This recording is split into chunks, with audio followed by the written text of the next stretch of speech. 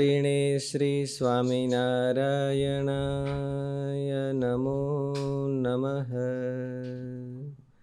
શ્રી હરિ કૃષ્ણાય નમો નમઃ.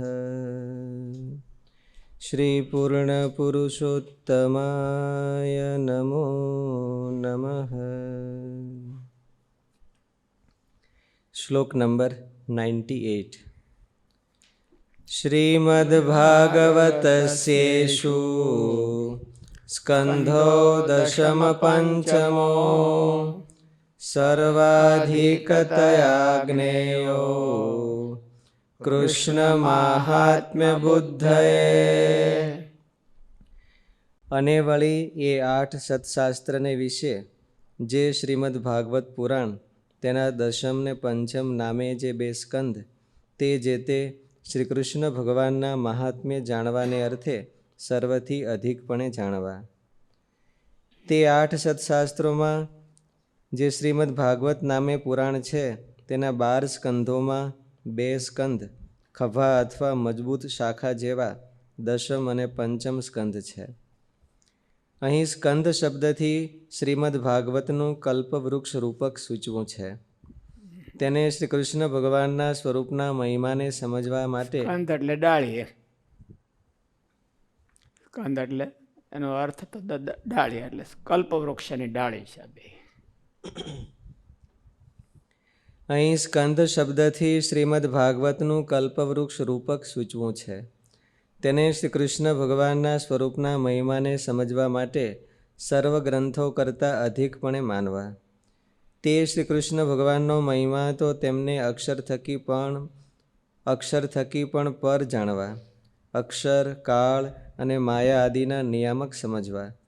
તેમજ તે પરમાત્મા સ્વતંત્ર છે, સમગ્ર ઐશ્વર્યથી સંપન્ન છે, સર્વોત્કૃષ્ટ પુરુષોત્તમ છે, સૌએ ઉપાસના કરવા યોગ્ય છે, જીવોના સમગ્ર કર્મબંધનને કાપી નાખવામાં સમર્થ છે. આ દશમ સ્કંધ અને પંચમ સ્કંધને સર્વ સત્શાસ્ત્રોમાં મુખ્ય માનવા. કારણ કે આ 2ના દ્વારા અનાયાસે જ શ્રી કૃષ્ણ ભગવાનના જ્ઞાનની સિદ્ધિ થાય છે. તેમાં ભગવાને દશમ સ્કંધના આરંભમાં વૃંદાવન આદિ સ્થાનોમાં લીલા કરીને વૃક્ષ, વેલીઓ તથા પશુ પક્ષી આદિ જીવોનો ઉદ્ધાર કર્યો. તેનાથી તેમનું કર્મબંધનથી છોડાવવા રૂપ સામર્થ્ય મહાત્મ્ય દેખાડ્યું છે. તે દશમ સ્કંધના મધ્ય ભાગમાં ગુરુપુત્રને લાવવાની કથાના અધ્યાયમાં મહારાજ પોતાના કર્મોથી બંધાયેલા અમારા ગુરુપુત્રને તમે અહીં લાવ્યા છો, તો મારી આજ્ઞાને મુખ્ય માનીને તમે તેને તુરંત લાવો. આ વાક્યથી ભગવાનનું અતુલ સામર્થ્ય મહિમા જણાય છે. પંચમ સ્કંધમાં પણ તે દ્વીપોમાં અને ખંડોમાં ભગવાનની અનેક રૂપે ઉપાસના કહીને મહાત્મ્ય કહ્યું છે. ત્યાં એવી શંકા નહીં કરવાની કે પંચમ સ્કંધની કથાઓમાં શ્રી કૃષ્ણ ભગવાનનું નામ તો નથી.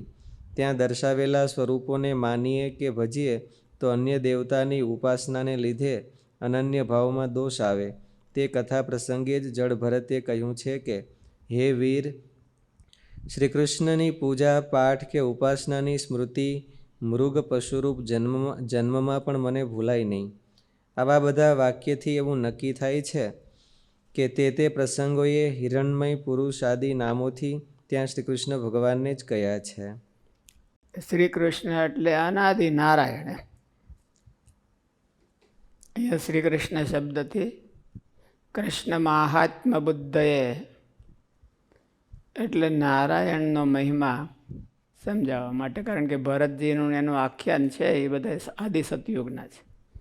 આગળ એવું વાત આવી હતી ને શિક્ષાપત્રીમાં કે કૃષ્ણ શબ્દ વસુદેવ અને દેવકીજી થકી ભગવાને અવતાર લીધો એને માટે પણ વપરાય છે અને અનાદિ નારાયણને માટે પણ વપરાય છે. એટલે અહીંયા જે પંચમ સ્કંધમાં મહિમા કીધો છે, પંચમ સ્કંધની કથા છે એ બધી જ આદિ સતયુગની છે. દશમ સ્કંધની કથા છે એ દ્વાપર અને કળયુગના સંધિને જ્યારે ભગવાનનો અવતાર થયો ત્યારની છે. એટલે પંચમ સ્કંધની કથામાં શ્રી કૃષ્ણ ભગવાનનો મહિમા હોય એ ક્યાંથી કેવો હોય? અનાદિ કૃષ્ણ, અનાદિ નારાયણ છે એને કૃષ્ણ શબ્દથી પણ સંબોધવામાં આવે છે. અને એનો મહિમા. એટલે મહારાજે અહીંયા જે શ્લોકમાં કીધો એ પણ એનો અર્થ એવો જ રહ્યો. કૃષ્ણ મહાત્મ બુદ્ધએ, ભગવાનનો મહિમા એટલે અનાદિ નારાયણનો મહિમા કેવો છે તો શ્રી કૃષ્ણ ભગવાનના અવતારમાં, શ્રી કૃષ્ણ અવતારમાં પણ ભગવાને બતાવ્યું કે ઝાડ પાડ પશુ પક્ષી એનું પણ કલ્યાણ કર્યું. યમના ઘેરેથી પોતાના ગુરુના દીકરાને લઈ આવ્યા. તો એ ભગવાનની અતુલિત સામર્થ્ય બધા કરતાં એમ કે અતિ ઓલું કહેવાય એમ, એવી સામર્થ્ય એ ભગવાનની છે. એવું અનાદિ નારાયણ તત્વ એવું છે. અને શ્રી કૃષ્ણ ભગવાન એના અવતાર છે.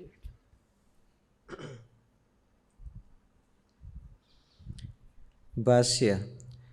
જે સમગ્ર વેદોથી સમજી શકાય છે એવા શ્રી કૃષ્ણ ભગવાનનો મહિમા સમજવા માટે શ્રીમદ્ ભાગવતનો 10મ સ્કંદ તથા 5મ સ્કંદ અધિક આવશ્યક છે એમ કહે છે.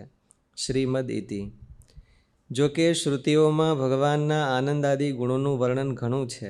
વધારે શું કહેવું. પરબ્રહ્મનું સ્વરૂપ અને ગુણોથી અસીમ અધિકપણું અને સમગ્ર કલ્યાણમય ગુણોથી પરિપૂર્ણપણું વેદોમાં પ્રતિપાદન કર્યું છે. છતાં પણ સૌથી શ્રેષ્ઠ સુશીલતા રૂપ પરમાત્માનો ગુણ વેદોમાં પ્રકાશિત થઈ શક્યો નથી. કોઈપણ જાતનો અંતરાય. ઉપનિષદોમાં ભગવાનના ગુણો તો વર્ણન કર્યા છે, પણ સૌશીલ્યનું વર્ણન કરી શકાયું નથી. ભગવાનમાં નથી એવું નથી, પણ સૌશીલ્ય કોને કહેવાય? મોટા હોય છતાં પણ નાના સાથે નિષ્કપટપણે. હા બોલો. મોટા હોય છતાં પણ નાના સાથે હળી મળીને રહી શકે. પોતાની મોટાઈ ભૂલી અને અંતરાય વિના રહી શકે એને સૌશીલ્ય ગુણ કીધું છે. ઉપનિષદોમાં સૌશીલ્ય ગુણ અને સામાન્ય જીવોને તો ભગવાનનો સૌશીલ્ય ગુણ જેવો ઉપયોગમાં થાય, ઉપયોગમાં આવે પોતાના કલ્યાણમાં, એવા ઓલા ગુણ અફત પાપ મતવાદી ગુણો એને એટલા બધા ઉપયોગમાં ન આવે. ભગવાનનું સૌશીલ્ય એ બધાને જેમ મહારાજે એને એક શબ્દ વાપર્યો છે, હું સુવાણ થાય. હુવાણ થાય. મહારાજ કે ભગવાન ઐશ્વર્ય સહિત આવે તો કોઈને હુવાણ ન થાય. ઉપનિષદોમાં વર્ણવ્યા છે એવા ગુણો બધા એવા વર્ણવ્યા છે, કોઈને હુવાણ કરે એવા નહીં. જન્મ મરણમાં જે આટા મારતા હોય એ જીવોને હુવાણ શું કરે ભગવાન? અપત પાપ મતવાદી. મર્યા પછી પાપ તોડે, અહીંયા જીવતા જીવતા હુવાણ કરે એવા ગુણો ભાગવતના 10મ સ્કંદમાં વર્ણવ્યા છે.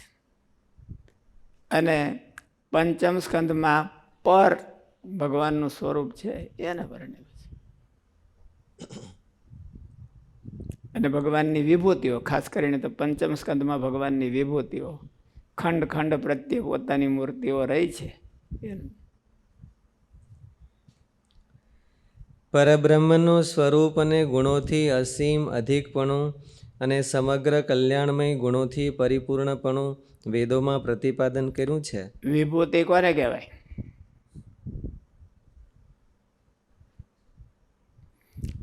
ખંડ ખંડ પ્રત્યે ભગવાનની વિભૂતિઓ મૂર્તિઓ રહી છે એનું વર્ણન 5મ સ્કંધમાં આવે છે. તો વિભૂતિ કોને કહેવાય? કોને કહેવાય ભાઈ સ્વામીજી?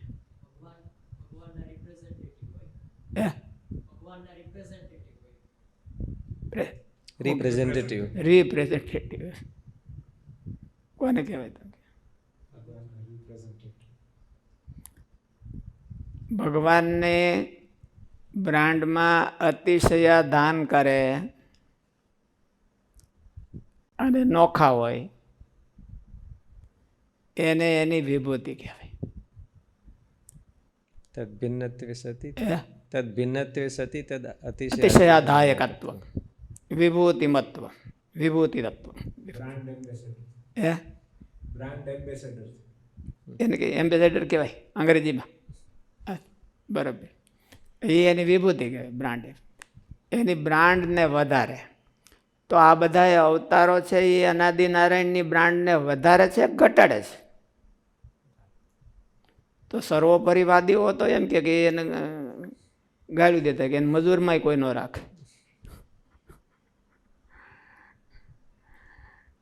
એટલે થોડુંક મગજ હકાવવાની જરૂર હોય. મહારાજ હકાવ્યો ને એની ખોડે આંધળું ક્યાં નિંદા કરવા બેસી જવાય નહીં. આ બધા અવતારો છે. પંચમ સ્કંદમાં છે ને વાર્તા આવે છે કે નરનારાયણ ભગવાન આવી રહ્યા છે, બીજા ભગવાન આવી રહ્યા છે, હરિવંશખંડમાં નૃસિંહ ભગવાન રહ્યા છે, અન્ય પ્રહલાદજી રહ્યા છે, અને બદ્રિકાશ્રમમાં નરનારાયણ ભગવાન રહ્યા છે. તો આ બધા કોણ છે? એ ભગવાનના, સ્વામિનારાયણ ભગવાનના પ્રેઝન્ટેટિવ છે અને ભગવાનનું કામ કરે છે. ભગવાનની કીર્તિમાં અતિશય આધાન કરે છે. બ્રાન્ડને એક વધારે છે, એક સ્ટાર વધારે છે. 5 સ્ટાર હોય એને બદલે 6 સ્ટાર 7 સ્ટાર બનાવી દે છે. એટલે એની વિભૂતિઓ કહેવાય છે. એટલે વિભૂતિઓથી જેટલી ઝાઝી વિભૂતિઓ હોય એટલો એનો મહિમા અમુકનો વધારે. વધારે. પણ આપણને એવું જોડતા આવડે ને એટલે તોડતા આવડે કે એ બધા આવા એવું નથી. પંચમ સ્કંદમાંથી મહારાજનો મહિમા કેમ સમજવો અને દશમ સ્કંદમાંથી મહારાજનો મહિમા કેમ સમજવો? મહારાજની વિભૂતિ આવી છે તો મહારાજ કહેવાય છે. તો મહારાજ કહેવાય.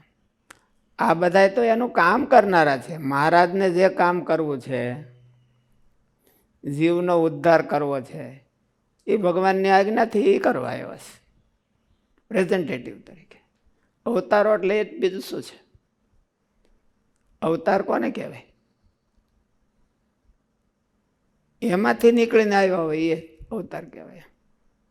અને મહારાજે બતાવ્યું હોત પોતાની મૂર્તિમાં બધાને લીન કર્યા અને પોતાની મૂર્તિમાંથી બધાને પ્રગટ કર્યા, એવું હોતે કર્યું. એટલે આ બધી એની વિભૂતિઓ છે પંચમ સ્કંદમાં.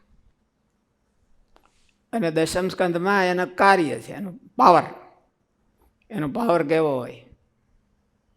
એ પોતાના પ્રેઝન્ટેટિવનો એવો પાવર હોય તો પછી પોતાનો પાવર કેવો હોય?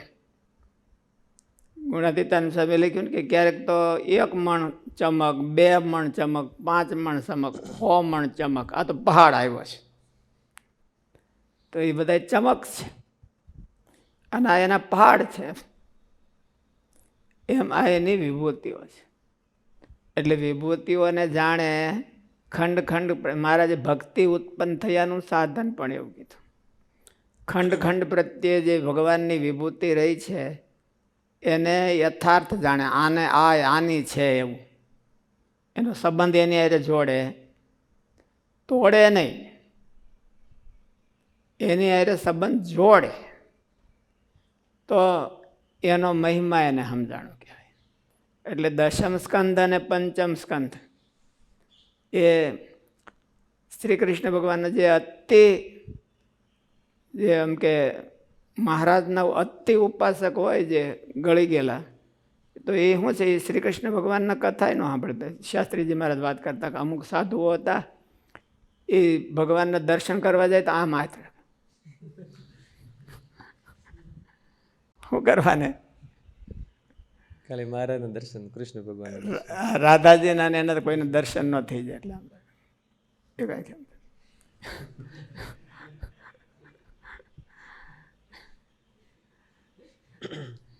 એટલે એવા પણ એમ કે ઉપાસકો અતિ એને કેવા કહેવાય, એમ કે પતિવ્રતાના ઉપાસકો કેવા એવું મગજમાં નથી આવતું આપણે.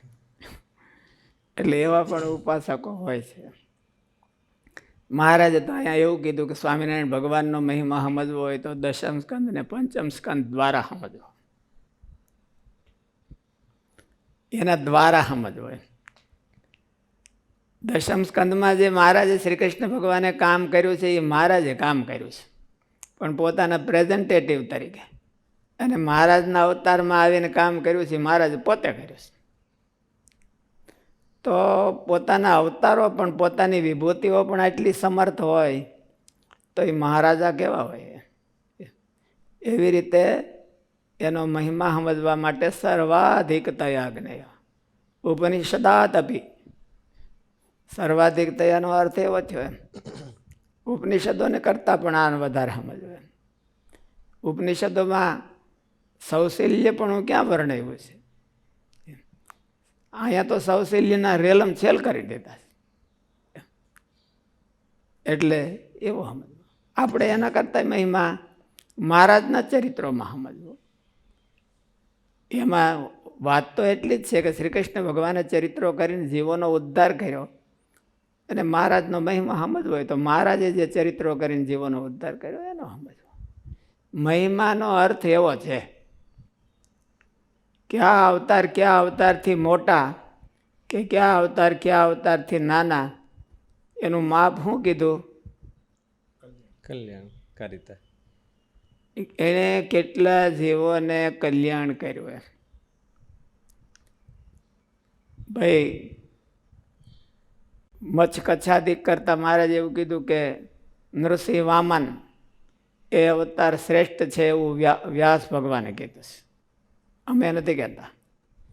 અને એના કરતાં પણ કપિલ દેવ ભગવાન શ્રેષ્ઠ છે, પણ એને કલ્યાણ તો માતાનું કર્યું એકનું. એના કરતાં ઋષભદેવ ભગવાન શ્રેષ્ઠ, એને 100 દીકરાનું કલ્યાણ કર્યું. એના કરતાં રામકૃષ્ણ ભગવાન શ્રેષ્ઠ છે, કારણ કે એણે અનંત જીવોનું કલ્યાણ કર્યું. પરબ્રહ્મનું સ્વરૂપ અને ગુણોથી અસીમ અધિકપણું અને સમગ્ર કલ્યાણમય ગુણોથી પરિપૂર્ણપણું વેદોમાં પ્રતિપાદન કર્યું છે. છતાં પણ સૌથી શ્રેષ્ઠ સૌશલ્યરૂપ પરમાત્માનો ગુણ વેદોમાં પ્રકાશિત થઈ શક્યો નથી. વોલમાર્ટ છે એની દુનિયામાં કેટલી બ્રાન્ચો છે? ઓલું કાર્બસની હોતી અટાણે દરરોજ 1200 બ્રાન્ચ છે એ નવી થાય છે. દરરોજની 1200 નવી બુક થાય છે. તો જેટલી ઝાઝી હોય એટલો એનો મહિમા કે હાવ ન હોય એટલો મહિમા? કોઈને રિલેશન ન હોય એવો મહિમા કે બધા એનું પ્રોફિટ છે ઓલાને દે એનો મહિમા? બધા એનું પ્રોફિટ પોતાનું એને દઈ દે છે.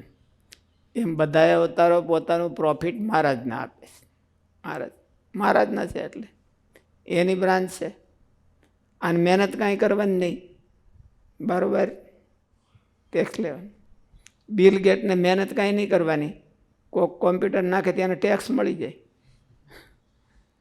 વિદેશમાં હોતે ઇન્ડિયા ન ભરે તો ઇન્ડિયા એની સરકારને ન ભરતી હોય, પણ બિલ ગેટને ભરે. એટલે એમાં બિલ ગેટનો મહિમા છે. તો ઝાઝા દુનિયામાં કોમ્પ્યુટર બિલ ગેટના વપરાય એ બરાબર કે કોઈ બિલ ગેટને પૂછે જ નહીં?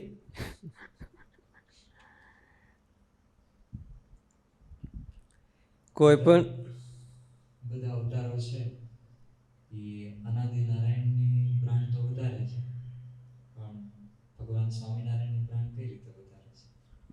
ભગવાન સ્વામિનારાયણ કોણ છે? અનાદિ નારાયણ જ છે. તો પછી તમે કેમ કહો? મહારાજની ઓળખાણ કઈ રીતે? મહારાજની ઓળખાણ કઈ રીતે કરાવતા? કોણ? અનાદિ નારાયણની ઓળખાણ કરાવે એ જ મહારાજની ઓળખાણ. અહીંથી તમે છે ભાઈ આ સત્સંગ સ્વામીને ફોન કરો તો તમારી પડખે જ બેઠા છે, તો ફોન કનેક્શન ત્યાંથી સીધું ત્યાં આવે? ક્યાંથી આવે? વાયા સેટેલાઇટ. વાયા જાય ને સેટેલાઇટ. તો ત્યાંથી એટલી બધી શું કરવાનું ફરવા જાય? અહીંથી સીધું જ અહીં સેટેલાઇટમાં બહુ ઝાઝું હોય ત્યારે જાય તો વાંધો નહીં, પણ અહીં તો નજીકમાં જ બેઠા છો તો સીધું જ તમારે કનેક્શનનો ફોન કરી લે. એમાં અવતારો છે એ સેટેલાઇટ દ્વારા કનેક્શન કરે. અનાદિ નારાયણમાં જાય ને ત્યાંથી પછી સ્વામિનારાયણમાં આવે. પહેલાં એ બધા જાય એ ક્યાં જાય? એ ઓલી બ્રાન્ડ વધારી હોય એ પહેલાં અનાદિનારાયણમાં જાય અને પછી ત્યાંથી પછી અહીંયા આવે, સ્વામિનારાયણમાં આવે.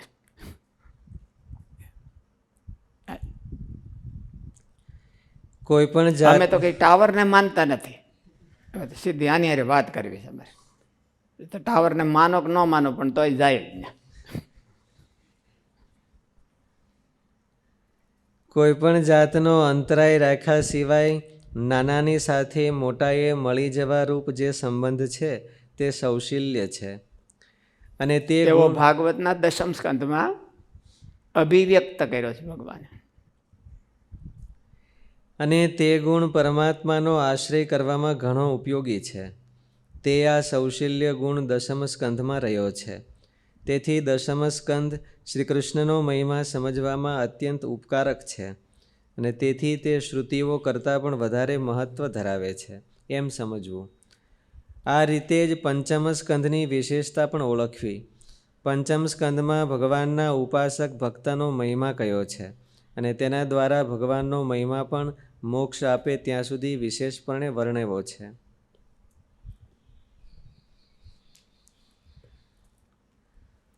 શ્લોક નંબર 99. દશમ પંચમ સ્કંધો યાજ્ઞવલ્ક્યસ્ય ચ સ્મૃતિ ભક્તિશાસ્ત્રમ યોગશાસ્ત્રમ ધર્મશાસ્ત્રમ ક્રમેણ મે. અને દશમ સ્કંધ તથા પંચમ સ્કંધ તથા યાજ્ઞવલ્ક્યની સ્મૃતિ એ જે ત્રણ તે અનુક્રમે કરીને અમારું ભક્તિશાસ્ત્ર, યોગશાસ્ત્ર અને ધર્મશાસ્ત્ર છે. કહેતા દશમ સ્કંધ તે ભક્તિશાસ્ત્ર છે અને પંચમ સ્કંધ તે યોગશાસ્ત્ર છે અને યાજ્ઞવલ્ક્યની સ્મૃતિ તે ધર્મશાસ્ત્ર છે એમ જાણવું. મારા આશ્રિત તમે સૌએ શ્રીમદ ભાગવતનો દશમ સ્કંદ અને પંચમ સ્કંદ તથા યાજ્ઞવલ્ક્યની ઋષિની સ્મૃતિ આ ત્રણ ગ્રંથોને અનુક્રમે મારા માનેલા ભક્તિશાસ્ત્ર, યોગશાસ્ત્ર અને ધર્મશાસ્ત્ર છે એમ જાણવું. તે દશમ સ્કંદ છે તે મારું માનેલું ભક્તિશાસ્ત્ર છે અને પંચમ સ્કંદ છે તે મારું માનેલું યોગશાસ્ત્ર છે અને યાજ્ઞવલ્ક્ય ઋષિની સ્મૃતિ છે તે મારું માનેલું ધર્મશાસ્ત્ર છે એમ જાણવું. તેમાં યાજ્ઞવલ્ક્ય સ્મૃતિ ધર્મશાસ્ત્ર છે તે બાબત તો સ્મૃતિઓ પ્રસિદ્ધ છે. તે ધર્મનું લક્ષણ કહેવામાં આવ્યું છે કે આચાર, વ્યવહાર, પ્રાયશ્ચિત, વ્રત, કાળ અને કર્મ વિપાક આ 6 ધર્મના લક્ષણ છે. દશમ એનું સ્કંદ નિરૂપણ કર્યું હોય તો એ ધર્મશાસ્ત્ર કહેવાય. આચાર, વ્યવહાર, પ્રાયશ્ચિત, વ્રત, કાળ, વ્રત, કાળ, કાળ અને કર્મ વિપાક. કર્મ વિપાક એને ધર્મશાસ્ત્ર કહેવું. તો એ તો સ્પષ્ટ બહુ છે, કોમ્પ્લિકેટેડ નથી સમજવું કે એને ધર્મશાસ્ત્ર શું કરવા કહેવું. આ બે થોડાક કોમ્પ્લિકેટેડ છે, મગજમાં બેહવા ઉતરવા. એમ એમાંય દશમ સ્કંદ છે એને ભક્તિશાસ્ત્ર કહેવું એ એટલો બધો કોમ્પ્લિકેટેડ નથી મગજમાં ઉતરવું. પંચમને યોગશાસ્ત્ર કેમ કહેવું એ મોટો સવાલ છે. દશમ સ્કંદ ભક્તિશાસ્ત્ર છે તે તો ભક્તિના પરમ આશ્રયરૂપ શ્રી કૃષ્ણ ભગવાનનું તેના પ્રત્યેક અધ્યાયમાં વર્ણન કરેલું હોવાથી કહેવાય છે. હે ગોપીઓ, તમે મારે માટે ઘર સંસારની બેડીઓ તોડી નાખી છે. મારી સાથે તમારો સંયોગ થયો છે તે યા દુશ્ચજમ આર્ય પથમ તહિચ્વા ભેદુર મુકુંદ પદવીમ શ્રુતિભીર વિમૃગ્યાતે. તમે મારા માટે કેવું કર્યું, એટલે ભગવાનને માટે આવું કરવું એને પરમ ભક્તિ કહેવાય. એનું નિરૂપણ દશમ સ્કંદમાં થયું છે. શ્રુતિભીર વિમૃગ્યા, શ્રુતિઓ જેને હાથ નથી કરી શકી એ ગોપીઓ તમે હાથ કરી દીધો છે. શ્રુતિઓ જેને વશ કરી નથી શકી એવા શ્રી કૃષ્ણ ભગવાનને તમે વશ કરી દીધો. આર્ય પથમ ચ હિત્વા.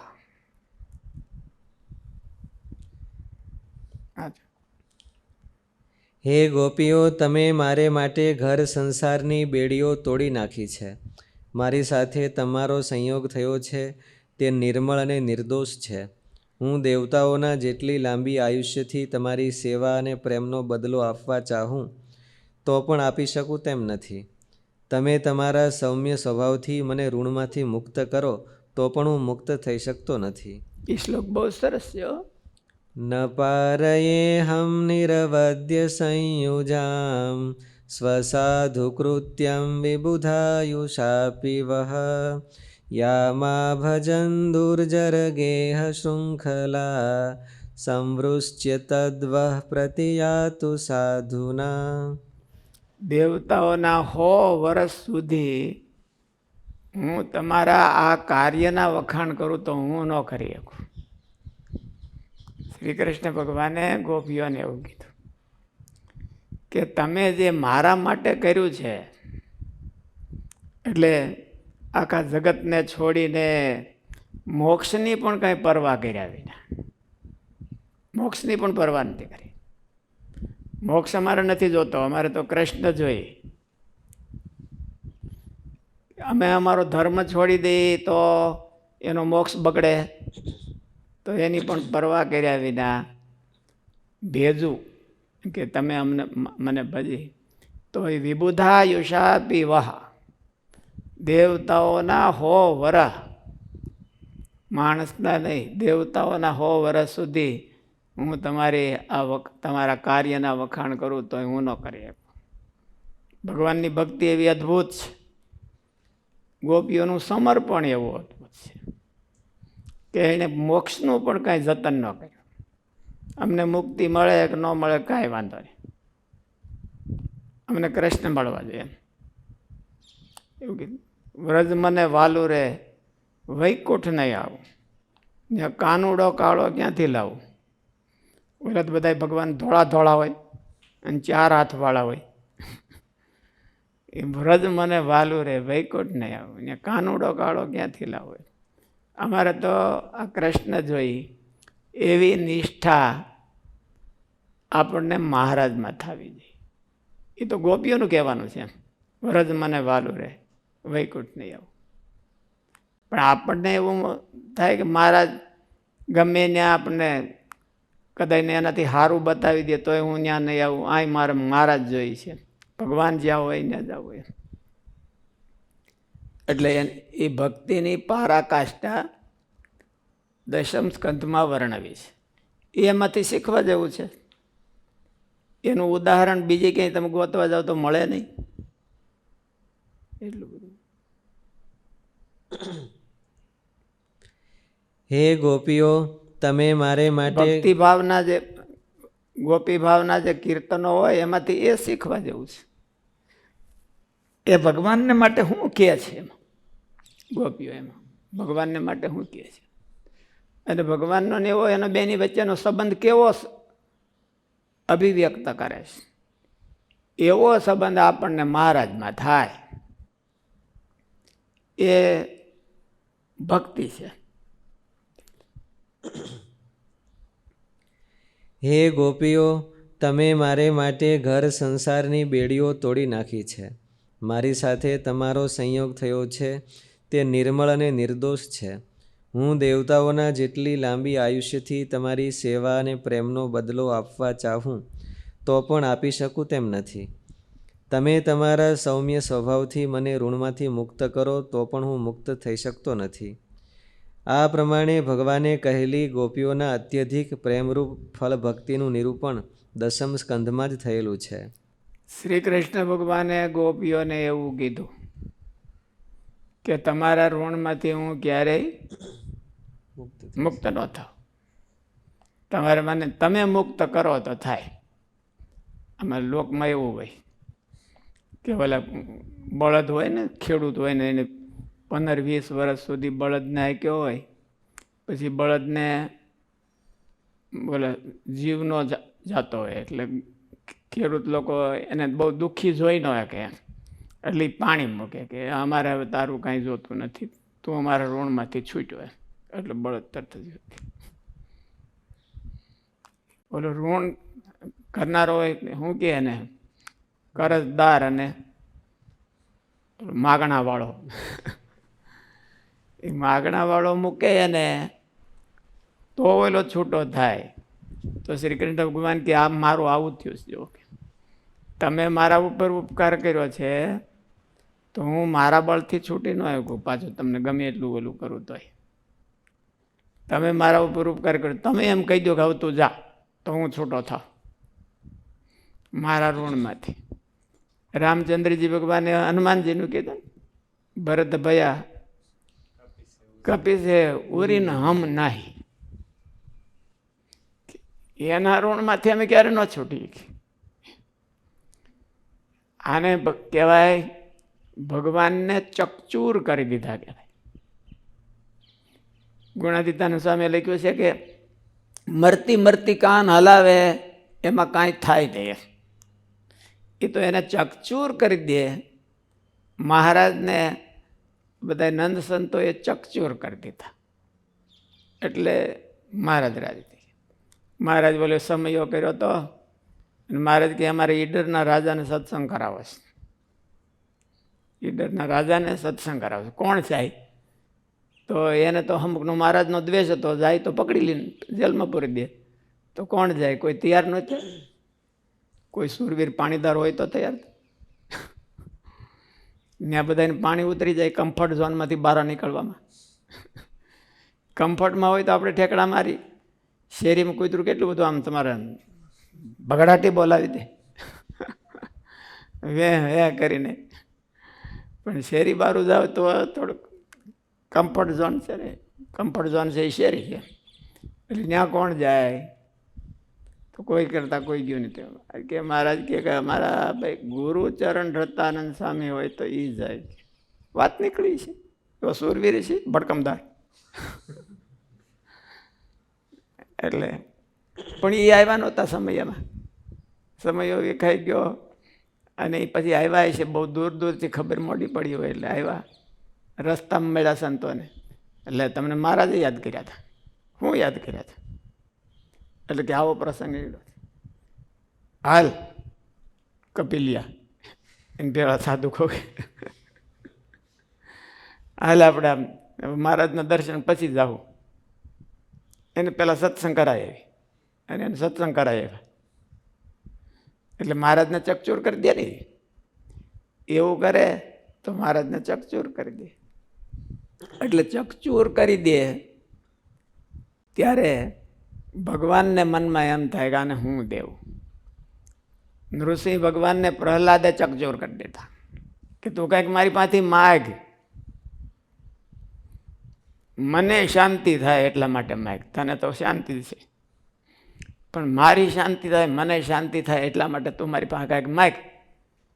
તને જે તે મારા માટે જે કર્યું અને મારા માટે સહન કર્યું એ જોઈ અને હું ખળભળી ગયો છું. એટલે તું કાંઈક માગ તો મને શાંતિ થાય. એટલે એવા પાત્રો એને ભક્તિ કહેવાય. અને એ ભક્તિનું વર્ણન દશમ સ્કંદમાં કીધું છે ગોપીઓને. ખાલી ગોપીઓએ રાસ રમન તાળીયું પાડી એવું નથી. એને માટે કરવું અને એ કેટલું કરવું, કેટલું કરવું એને ખળભળાવી નાખે એવું. આપણે ખળભળી જ ગયેલા છીએ કે એને મનમાં એમ થાય કે હવે બસ હવે તું કાંઈક મારી પાસે લે, દેવાનું બંધ કર, મારી પાસે કાંઈક લે. એટલે ત્યારે એને ભક્તિ કહેવાય એવું મહારાજે કીધું ને. અને એ દશમ સ્કંદમાં કીધું છે. આખા બધા ચરિત્રો કર્યા એ કઈ ભક્તિ કહેવાય, એ ભક્તિ જ છે પણ ભક્તિનો સરવાળો ન્યાય. વિબુધાયુષાપેવ સ્વસાધુ કૃત્યમ. તમે જો મને માફી આપો તો હું છૂટું અને હું નિરાંતનો શ્વાસ લઈ શકું. ભગવાનની ભક્તિમાં બે વસ્તુ હોય છે. કઈ? એક આદિત્સા અને તર્પણેચ્છા. ભગવાનને રાજી કરવાની ઈચ્છા. ભગવાનને રાજી એટલે ખાલી મરતી મરતી કાન હલાવે એમ નહીં. રાજી કરવાની ઈચ્છા એટલે આ ગોપીઓના જેવી.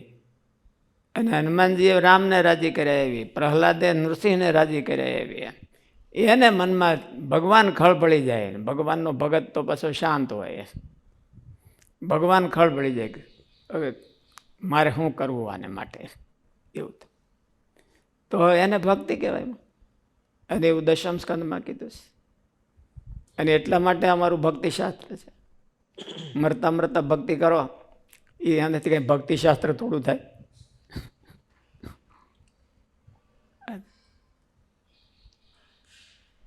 અહીંયા કોઈ શંકા કરે કે ગોપીઓને ભગવાન પુરુષોત્તમના સ્વરૂપનું જ્ઞાન હતું, આવું વર્ણન તો દશમ સ્કંદમાં ક્યાંય દેખાતું નથી.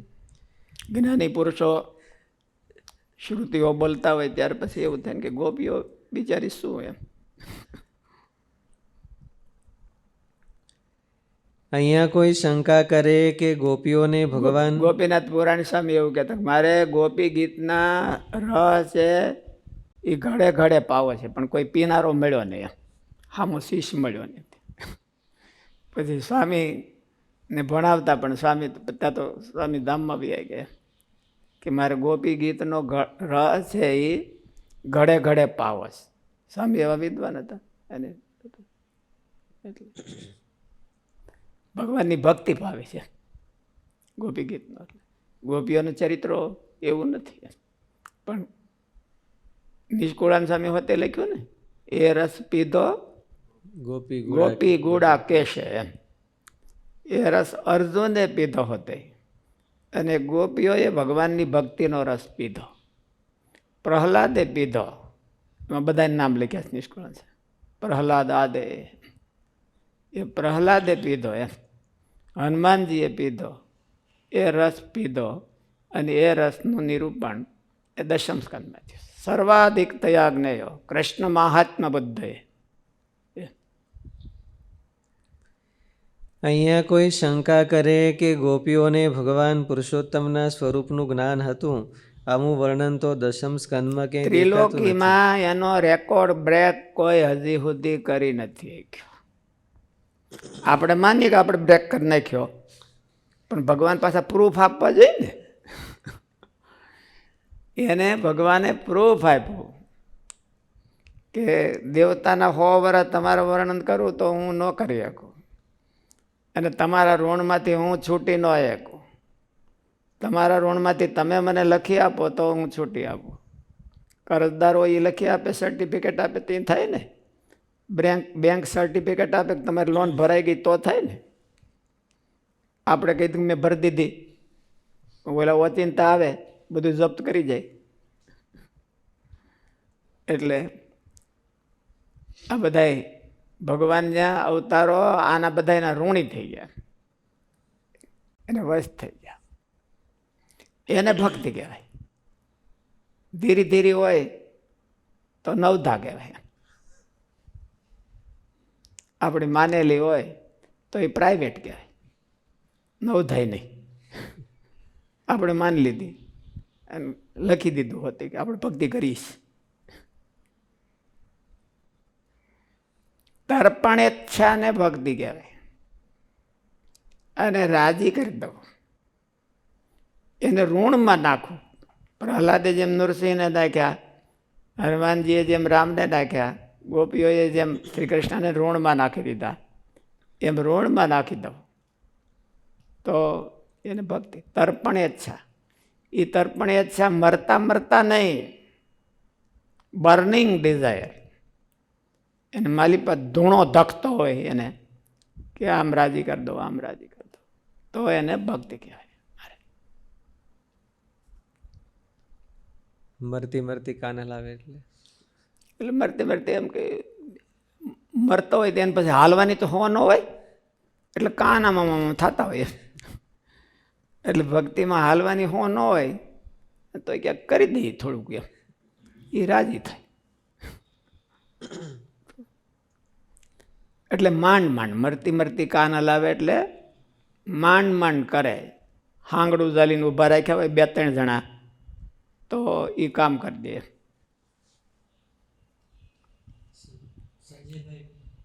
સંજયભાઈ વિરાણીનો પ્રશ્ન છે કે મહારાજ સાથે આવેલા બીજા ધામના મુક્તો પાછા પોતાના ધામમાં ગયા હોય અને બીજાને પણ ત્યાં જ લઈ ગયા હોય તેવું સાંભળવામાં આવે છે. આવામાં મહારાજનો મહિમા કેવી રીતના વધાર્યો કહેવાય? એ તો માણસોએ ઘટાડ્યો છે, એ ભગવાને તો ઘટાડ્યો ન કહેવાય. ભગવાન તો આગળ હે હું સમજી ગયો. તો એનો અર્થ એવો થયો, ભાઈના પ્રશ્નનો અર્થ તો એવો થયો કે મહારાજની મિલકતમાંથી ભાગ લઈને લઈ ગયા, ભગતને લઈ ગયા ને, સત્સંગમાંથી 2-5 ભગતને એ ધામમાં લઈ ગયા.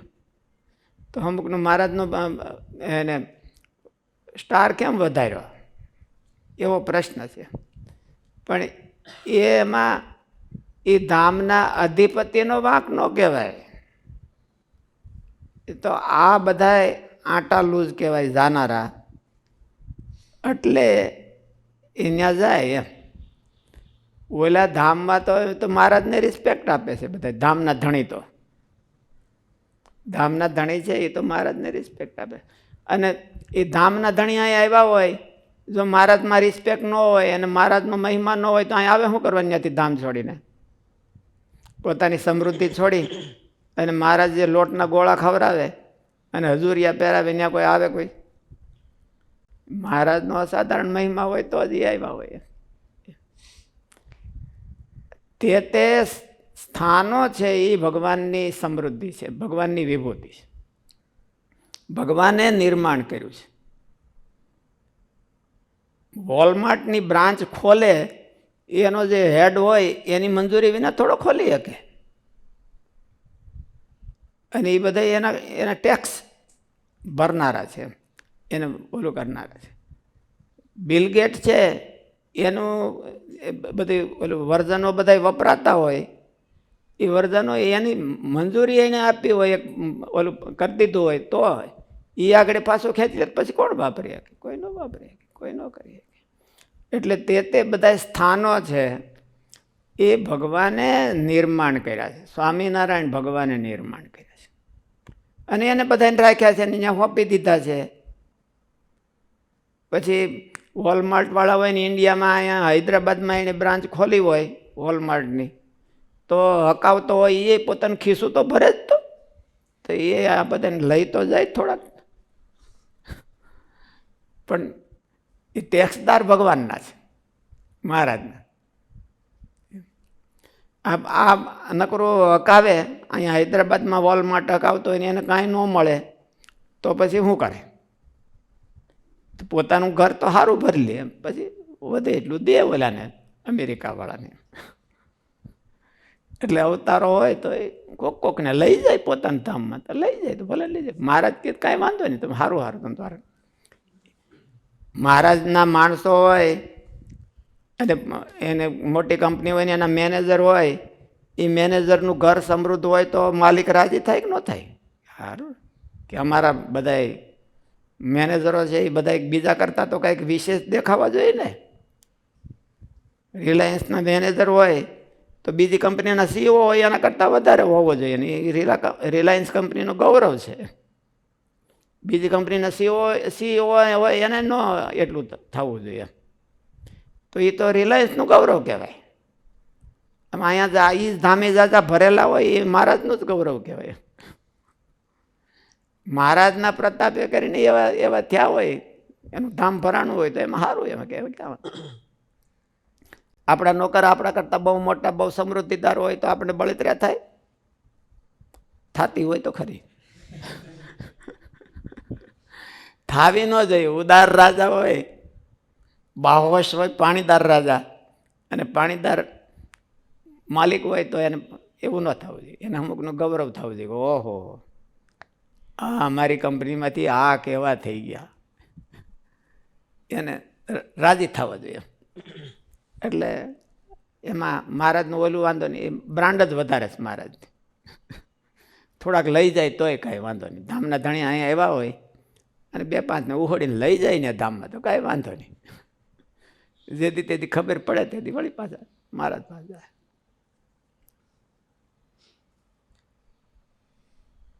અહીંયા કોઈ શંકા કરે કે ગોપીઓને ભગવાન પુરુષોત્તમના સ્વરૂપનું જ્ઞાન હતું, આવું વર્ણન તો દશમ સ્કંધમાં ક્યાંય દેખાતું નથી. તો તે સ્વરૂપ જ્ઞાન વિના ગોપીઓને શ્રી કૃષ્ણમાં ભક્તિ ક્યાંથી હોય?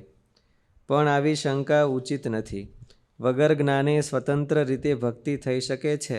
ભક્તિ કોઈને આધીન નથી.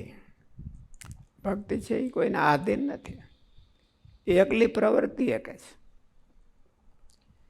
તે શ્રી કૃષ્ણ ભગવાને એકાદશ સ્કંધમાં કહ્યું છે કે હું જેવો છું તેવો મને જાણીને કે જાણ્યા સિવાય પણ જ્ઞાતવા જ્ઞાતવા જ્ઞાતવા જ્ઞાતવા અને બોલું હું કે મહારાજે કીધું છે શાસ્ત્ર છળ, શબ્દ છળ. જ્ઞાતવા જ્ઞાતવા અને એના શબ્દ છળ તો ન કહેવાય, પણ એ કોમ્પ્લિકેટેડ છે.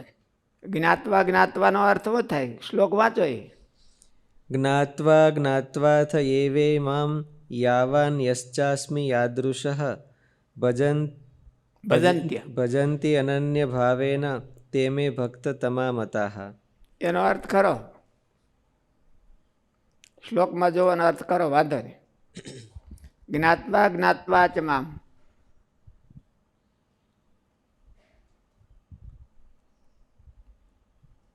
બોલો બોલો. જ્ઞાત્વા અજ્ઞાત્વા અથ, જાણીને અથવા નહીં જાણીને અથવા જાણ્યા વિના. શું જાણીને અથવા જાણ્યા વિના પણ ભગવાનને જાય તો જે અનન્ય ભાવથી ભજે છે આ એ મારા શ્રેષ્ઠ ભક્તો છે. એવો અર્થ હોતે થાય ને. જ્ઞાત્વા જ્ઞાત્વા એટલે જ્ઞાત્વા જ્ઞાત્વા પુનઃ પુનઃ જ્ઞાત્વા, બે અર્થ થાય. જ્ઞાત્વા જ્ઞાત્વા એટલે વારંવાર કરીને, વારંવાર ભગવાનને જાણીને, બે અર્થ થાય. વ્યાસ ભગવાને લખ્યું છે. શું છે? ગણપતિ દાદાને ઓલું ચક્કરમાં નાખવા વ્યાસ ભગવાનને એવી ટેવ પડી ગઈ હતી ને, એટલે ભાગવતમાં હોતી પછી નાખી લીધું. મહાભારતમાં ગણપતિ દાદા એવું કીધું કે હું લખો કરો, કંઈક હે ઊભો ન રહું. આપણે ઘણી નથી કહેતા આમ કામ આમ સેવા કરીએ ખરા, પણ અમારે આમ જોઈ ઇનોવા જોઈ, ઇનોવા વિના આમ ન કામ કરીએ, મૂડ ન આવે અમને. એટલે ગણપતિ દાદા એ ઇનોવા ત્યાં જ ને ઇનોવા છે કે હું ઊભો ન રહું. એટલે વ્યાસ ભગવાન કે કંઈ વાંધો નહીં, તમને સેકન્ડ ઇનોવા ક્યાંક ઓલી સેકન્ડ હેન્ડ એસી લઈ દેવું. એટલે વ્યાસ ભગવાને એવું કીધું કે વાંધો નહીં, તમને હાલો તમે પણ તમારી એક શરત કે હું લખાવું એ સમજીને બરાબર લખું, ક્લેરિફિકેશન કરવાનું, ક્લેરિફિકેશન કર્યા વિના નહીં લખવાનું. એટલે વ્યાસ ભગવાનને પછી થાળ ધરાવવા જવું હોય, નાહવા ધોવા જવું હોય, સ્નાન સંધ્યા કરવા જવું હોય, ત્યાર પછી ગણપતિ દાદા કે હું ઊભો ન રહું. એટલે આવા બે શ્લોકો ગણપતિ દાદાને દઈ દે. ગણપતિ દાદા પછી ખરેખર નામ મૂંઝાય. એટલે પછી ગણપતિ દાદા થોડાક આમ કે હાલો પોરો ખાઈ લઈ, અને ઊંધોડો ચૂં ચૂં કરતો હોય પછી એને ક્યાંક એને એટલે એનું કાંઈક કામકાજ કરવું જોઈએ થોડુંક. એટલે પછી ગણપતિ દાદા એમાં અલબત્ત ત્યાં તો સંધ્યા કરીને આવી ગયા હોય વ્યાસ ભગવાન. એટલે જ્ઞાતવા જ્ઞાતવા એવો શ્લોક છે. એ તો મહાભારતમાં વ્યાસ ભગવાને કીધું હતું, પણ પછી ટેવ તો પડી ગઈ હતી આ પછી ત્યાર પછીથી. એટલે કોકને ચક્કરમાં નાખી દેવા હાટું વ્યાસ ભગવાન ક્યારેક ક્યારેક આવા શ્લોક લખી દે. એમાં આમ ખેંચો તોય થાય ને આમ ખેંચો તોય થાય ને બધું નીકળતું હોય. તે શ્રી કૃષ્ણ ભગવાને એકાદશ સ્કંધમાં કહ્યું છે કે હું જેવો છું તેવો મને જાણીને કે જાણ્યા સિવાય પણ જે અનન્ય ભાવથી મને ભજે છે તે મારા ઉત્તમ વારંવાર ભક્ત છે. જાણે કે ન જાણે પણ ગોપીઓની ઘોડે મને ચકચૂર કરી દે. અનન્ય ભાવનો અર્થ એવો છે, ચકચૂર કરી દે. પ્રહલાદે નૃસિંહ ભગવાનને ચકચૂર કરી દીધા, કે હનુમાનજીએ રામચંદ્રજીને ચકચૂર કરી દીધા. એવું જાણે એટલે પૂરું થઈ ગયું. મને જાણવાની જરૂર નથી. હું જેવો છું એવો કોઈ કંઈ વાંધો નહીં. જ્ઞાત્વા જ્ઞાત્વા પુનઃ પુનઃ જ્ઞાત્વા કરે કે જાણીને અજાણે ગમે તેમ કરે, પણ મને આવી રીતે ચકચૂર કરી દે તો એને હું પાછળ ફરું છું. આથી જે યોગી મારી ભક્તિથી યુક્ત અને મારા ચિંતનમાં મગ્ન રહે છે તેને મારા જ્ઞાન કે વૈરાગ્યની જરૂર નથી. તેનું કલ્યાણ તો લગભગ મારી ભક્તિથી જ થઈ જાય છે. જ્ઞાન સંપાદન કરવાની મહેનત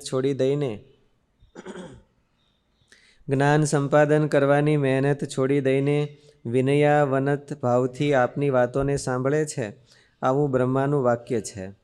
બ્રહ્મસ્તુતિમાં કીધું છે. શ્રુતિ શું શ્લોક છે વાંચો, બહુ આ બધા ભાગવતના સરસ શ્લોકો છે. જ્ઞાને પ્રયાસમ ઉદપાસ્ય નમંત એવ. ખાલી નમસ્કાર કરે. નમસ્કાર કરે એટલે શું છે?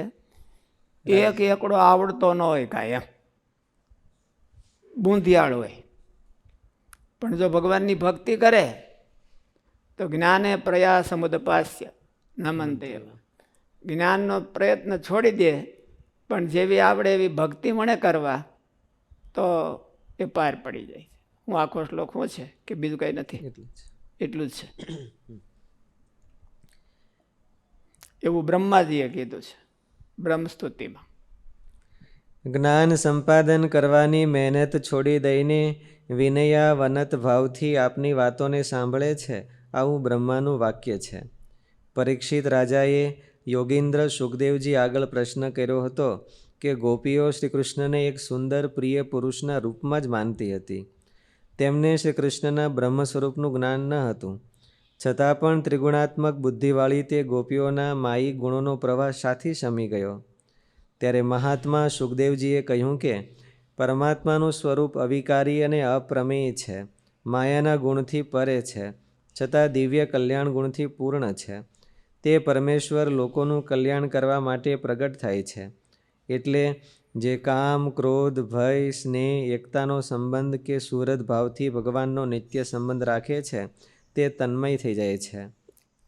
એવું ભગવાનનું સ્વરૂપ છે. એમ બ્રહ્માનંદ સ્વામી એવું કામ ક્રોધ મારમે કી કર્મણ કો જારવે કી ટેક જેને ઠાન હે. કામ, ક્રોધ, લોભ, મોહ ગમે તે હોય, હામો હાલ્યો તો એનો ઉદ્ધાર કરી નાખવો એવી ટેક લઈને બેઠા છે. પેલું ભૂત વ્રાત રક્ષક દીક્ષે, બધાનું કલ્યાણ કરવું એવો જ એણે સંકલ્પ કર્યો છે, દીક્ષા લીધી છે કે આ અમારી દીક્ષા છે. મહારાજે કીધું કે અમારા જનને અમારા અંતકાળે તેડવા આવું, એ અમારી દીક્ષા કહેવાય, રક્ષક દીક્ષા. એટલે ભગવાન આવા બધા ભગવાનના ગુણો છે એ દશમ સ્કંધમાં પ્રગટ અભિવ્યક્ત થાય છે. મહારાજે તો પોતાના જીવનમાં એના કરતાં વધારે કરી દીધા છે. એવા જાણવા ભગવાનમાં એને ભક્તિ, એવા જાણવાથી ભગવાનમાં ભક્તિ ઉત્પન્ન થાય છે. અને ભક્તિ તો ઓલી આગળ કીધી એવી એને ચકચૂર કરે. ભગવાન અવિકારી અને અપ્રમેય છે એમ કીધું. અપ્રમેય એટલે માપમાં આવી ન શકે. પ્રમેય એટલે માપ, એમ માપમાં આવી ન શકે, કોઈ એનું માપ ન કાઢે. અપ્રાપ્ય મનસા યતો વાચો નિવર્તનતે અપ્રાપ્ય મનસા. ભગવાન આવા છે, મેં એને જાણી લીધા એવું કોઈકને મનમાં થાય તો એણે કાંઈ ભગવાનને જાણ્યા નથી. ભગવાનને જાણે તો એ એનો દાસ થઈને, એના દાસનો દાસ થઈ અને ચરણમાં આળોટે ત્યારે એને એમ થાય કે આ ભગવાને આને જાણ્યા છે. જ્યાં સુધી મારી પર કંઈક ટાઈટનેસ રહે ત્યાં સુધી ન જાણ્યા કહેવાય. હું ટાઈટનેસ રહે ને ત્યાં સુધી એને ભગવાનને જાણ્યા જ નથી. સહજાનંદ સ્વામી મહારાજની જય.